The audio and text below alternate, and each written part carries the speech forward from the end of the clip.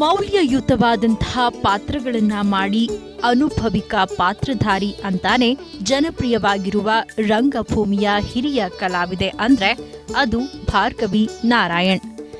ಮಕ್ಕಳ ಪಾಲಿಗೆ ಮುಕ್ತ ಅಜ್ಜಿ ಅಂತ ಕರೆಸಿಕೊಂಡಿರುವ ಭಾರ್ಗವಿ ನಾರಾಯಣ್ ಅವರ ರಂಗಜೀವನದ ಸಾಧನೆ ಬಹಳಷ್ಟು. ಕರ್ನಾಟಕ ನಾಟಕ ಅಕಾಡೆಮಿ ಪ್ರಶಸ್ತಿ, ಉತ್ತಮ ನಟಿ ಪ್ರಶಸ್ತಿ, ಮಂಗಳೂರಿನ ಪ್ರತಿಷ್ಠಿತ ಸಂದೇಶ ಪ್ರಶಸ್ತಿ, ಆಳ್ವಾಸ್ ನುಡಿಸಿರಿ ಪ್ರಶಸ್ತಿ ಹೀಗೆ 10 ಹಲವು ಪ್ರಶಸ್ತಿಗಳು ಇವರ ರಂಗಭೂಮಿಯ ಕ್ರಿಯಾಶೀಲ ನಟನೆಗೆ ಸಂದ ಗರಿಗಳು.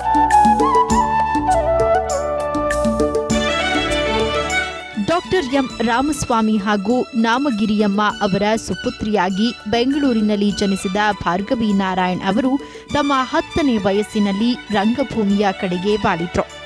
ಅಲ್ಲಿಂದ ಶುರುವಾದ ಇವರ ರಂಗ ಪಯಣ ನಿರಂತರವಾಗಿ ಸಾಗುತ್ತಿದೆ. ಇವರ ಕುಟುಂಬದ ಸದಸ್ಯರೆಲ್ಲರೂ ಕೂಡ ನಾಟಕ, ನೃತ್ಯ, ಸಂಗೀತ, ಸಿನಿಮಾ, ಧಾರಾವಾಹಿ ಹೀಗೆ ಎಲ್ಲದರಲ್ಲೂ ತೊಡಗಿಸಿಕೊಂಡವರೇ.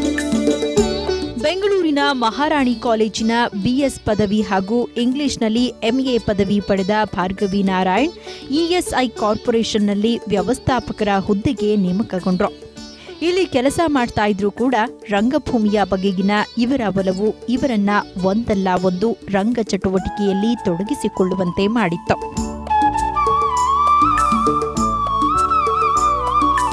ರಾಜ್ಯ ಮಟ್ಟದ ನಾಟಕ ಸ್ಪರ್ಧೆಯಲ್ಲಿ 2 ಬಾರಿ ಉತ್ತಮ ನಟಿ ಪ್ರಶಸ್ತಿಯನ್ನ ತಮ್ಮ ಮುಡಿಗೇರಿಸಿಕೊಂಡವರು ಇವರು. ರಾಜ್ಯ ಮಟ್ಟದ ಮಕ್ಕಳ ನಾಟಕ ಸ್ಪರ್ಧೆಗಾಗಿ ಇವರೇ ಬರೆದು ನಿರ್ದೇಶಿಸಿದ ಮಕ್ಕಳ ನಾಟಕ ಭೂತಯ್ಯನ ಪೇಚಾಟಕ್ಕೆ 1975ರಲ್ಲಿ ರಾಜ್ಯ ಮಟ್ಟದ ಪ್ರಶಸ್ತಿ ಸಿಕ್ಕಿತ್ತು. ಆಕಾಶವಾಣಿಯ ಕಲಾವಿದೆಯಾಗಿ ಕೆಲಸ ಮಾಡಿದ ಭಾರ್ಗವಿ ನಾರಾಯಣ್ ಪ್ರೊಫೆಸರ್ ಹುಚ್ಚುರಾಯ ಚಲನಚಿತ್ರದಲ್ಲಿ ನಟಿಸಿ ಶ್ರೇಷ್ಠ ಪೋಷಕ ನಟಿ ಎನ್ನುವ ಪ್ರಶಸ್ತಿಗೆ ಭಾಜನರಾದವರು. ನಾಟಕ ಅದೇನೋ ಸಿನಿಮಾ ಕ್ಷೇತ್ರ ಅಂದರೆ ನಾವು ಸ್ವಲ್ಪ ಸಂಪ್ರದಾಯಸ್ಥ ಮನೆ ತಂದವ್ರಿಗೆ ಹಿಂದೇಟಿತ್ತು. ನಮ್ಮ ಯಜಮಾನದಲ್ಲಿ ಏನು ತಪ್ಪು ಮಾಡೋ ಪರವಾಗಿಲ್ಲ ಅಂದರೆ ಚಿಕ್ಕ ಚಿಕ್ಕ ಪಾಠ ಮಾಡ್ತಾಯಿದ್ದೆ.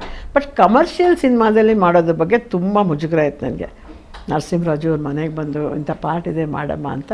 ಅದು ಹಿಂದೇಟಿಂದ ಯಾಕೆ ನಮ್ಮ ದೊಡ್ಡ ಮಗಳು ಆವಾಗಲೇ ಹೈಸ್ಕೂಲಲ್ಲಿ ಓದ್ತಾಯಿದ್ಲು. ನಂಗೆ 4 ಜನ ಮಕ್ಕಳಿದ್ರು. ಅದ್ರಲ್ಲಿ ಮದುವೆ ಆಗದೇ ಇರೋ ಹುಡುಗಿ ಗಂಡು ಹುಡುಕ್ತಾ ಇರೋ ಅನ್ನೋ ಹುಡುಕ್ತಾರೆ ಏನೋ ಪಾರ್ಟ್.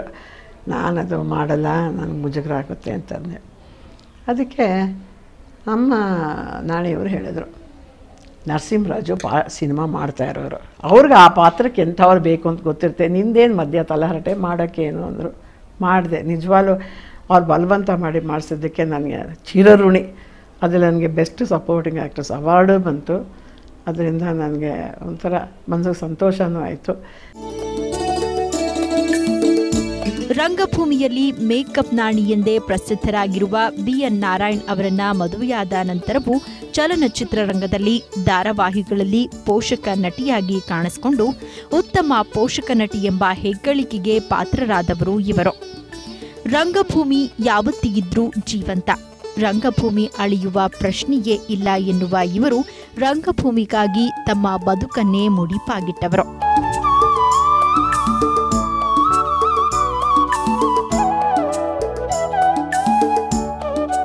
ನಮ್ಮ ನಿಜ ಕಾಲೇಜಲ್ಲಿ ನಾಟಕ ಮಾಡ್ತಾಯಿದ್ವಿ. ನಮ್ಮ ಮೇಷ್ಟ್ರಿಗೆ ತುಂಬ ಭಯ. ಹಿಂಗೆ ನಾವೇ first batch of girls students combined study ಇದು ಕೋ ಎಜುಕೇಷನ್ ಸ್ಕೂಲು ಕಾಲೇಜು. ಮೇಷ್ಟ್ರಿಗೆ ತುಂಬ ಭಯ, ಹೆಣ್ಮಕ್ಳು ಗಂಡು ಮಕ್ಕಳೆಲ್ಲ ಸೇರಿ ಮಾಡಬಾರ್ದು ಅಂತ ನಾವು ಮಾಡಲಿಲ್ಲ. ನಾವು ಬೇರೆ ಮಾಡಿದ್ವಿ. ಫಸ್ಟ್ ಬ್ಯಾಚ್ ಆಫ್ ಗರ್ಲ್ಸ್ 20 ಹುಡುಗಿರು ನಾವು, 500 ಜನ ಬಾಯ್ಸಿದ್ರು.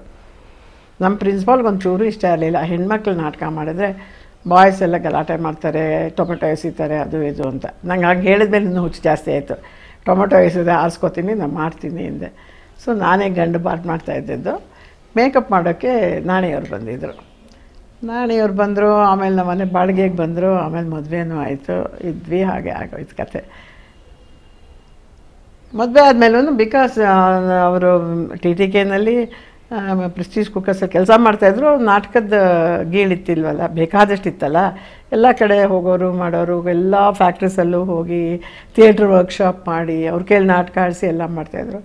ಹಾಗಾಗಿ ಅದೇನಾಗೋಯ್ತು, ನ್ಯಾಷನಲ್ ಕಾಲೇಜಲ್ಲೂ ಅದೇ ರೂಲ್ಸು, ಹೆಂಗಸರು ಗಂಡಸರು ಸ್ಟೂಡೆಂಟ್ಸ್ ಆಗಲಿ ದೊಡ್ಡವರೇ ಸೇರಿಸಿ ಮಾಡೋ ಹಾಗಿಲ್ಲ ಅಂತ.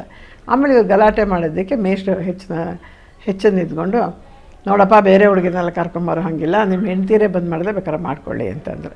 ಹಾಗಾಗಿ ನಾನು ನ್ಯಾಷನಲ್ ಕಾಲೇಜಲ್ಲಿ ಓದದೇ ಹೋದರೂ ಕೂಡ national college old student association ಜೊತೆಲಿ ನಾಟಕ ಮಾಡ್ಕೊತಾ ಬಂದೆ.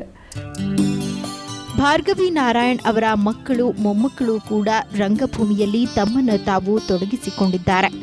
ಯಾವುದೇ ಧಾರಾವಾಹಿ ಇರಲಿ, ಸಿನಿಮಾ ಇರಲಿ, ಅದು ಜನರಿಗೆ ಉತ್ತಮ ಸಂದೇಶ ನೀಡುವಂತಿರಬೇಕು. ಆದರೆ ಇತ್ತೀಚಿನ ದಿನಗಳಲ್ಲಿ ಕೇವಲ ಕಮರ್ಷಿಯಲ್ ದೃಷ್ಟಿಯಿಂದ ಎಲ್ಲವನ್ನೂ ನೋಡಲಾಗುತ್ತಿರುವುದು ಮತ್ತು ಅದೇ ರೀತಿಯ ಸಿನಿಮಾ ಧಾರಾವಾಹಿಗಳನ್ನು ಮಾಡ್ತಾ ಇರುವುದು ಮನಸ್ಸಿಗೆ ಬೇಸರ ತರುತ್ತಿದೆ ಎನ್ನುತ್ತಾರೆ ಇವರು. ಅದು ಒಂದು ರೀತಿಯಲ್ಲಿ ಮುಂದುವರೆದಿದೆ. ಕೆಲವು ವಿಚಾರದಲ್ಲಿ ಆ ಪ್ಯೂರಿಟಿ ಇಲ್ಲ. ಅಂದರೆ ಆವಾಗ ನಾಟಕದಿಂದ ದುಡ್ಡು ಮಾಡ್ಬೋದು ಅನ್ನೋ ಭಾವನೆ ಕಮ್ಮಿ ಇತ್ತು.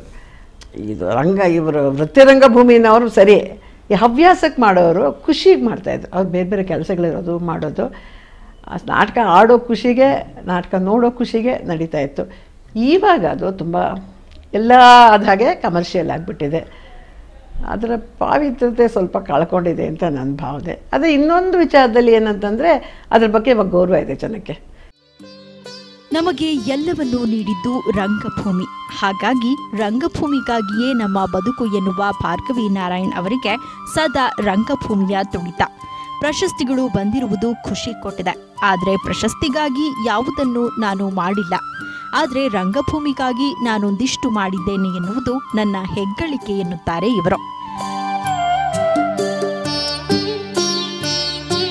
ರಂಗಭೂಮಿ ಬದುಕ ಪಾಠ ಕಲಿಸಿದೆ. ನನ್ನ ವ್ಯಕ್ತಿತ್ವವನ್ನು ರೂಪಿಸಿಕೊಳ್ಳುವುದಕ್ಕೆ ಸಹಾಯ ಮಾಡಿದೆ. ಮಾತನಾಡುವುದನ್ನು ಕಲಿಸಿಕೊಟ್ಟಿದೆ. ಇಷ್ಟೆಲ್ಲ ಕೊಟ್ಟಿರುವ ರಂಗಭೂಮಿಯೇ ನನ್ನ ಉಸಿರು ಎನ್ನುವ ಭಾರ್ಗವಿ ನಾರಾಯಣ್ ಅವರ ಜೀವನ ಸುಖಮಯವಾಗಿರಲಿ ಎನ್ನುವುದು ಎಲ್ಲರ ಹಾರೈಕೆ.